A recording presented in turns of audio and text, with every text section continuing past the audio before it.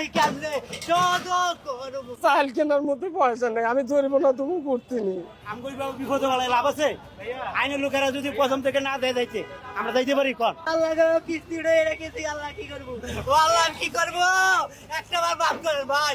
ও ভাই আমি দিয়েছি কি ভাই, এই রোডে আমার হাত দিব না, দেখো না ভাই আমি কিস্তি উড়াই কেমনে, এটা ভাঙি কেন ভাই? ভাই ও ভাই ও ভাই ও ভাই এটা ভাঙি কেন ভাই? ওরে ভাই ভাই ভাই আমি খাই আমি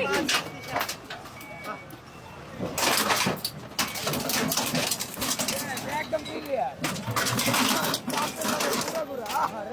আপনার নিজের না, আমার নিজের না। তাদের বলেন আমার গাড়ি নিজের না, আমি অন্য গাড়ি না, চালাই। আমি তো বললাম যে আমার মালিকের গাড়ি। গতকালকে এই গাড়িটা নিয়েছি, আমি পায়ে ঠেলার গাড়ি চালাতাম, পায়ের গাড়ি ঠেলা গাড়ি যে পারি না, না পারার কারণে এই গাড়িটা গতকালকে নিয়েছি। এখন কি করবেন বলেন? এখন কি করবো, কি করার আছে আমার? আর স্যার আমার আর কি করার আছে? জরিমানা দিতে হবে কি আপনার? অবশ্যই জরিমানা দিতে হবে। কিভাবে দিবেন?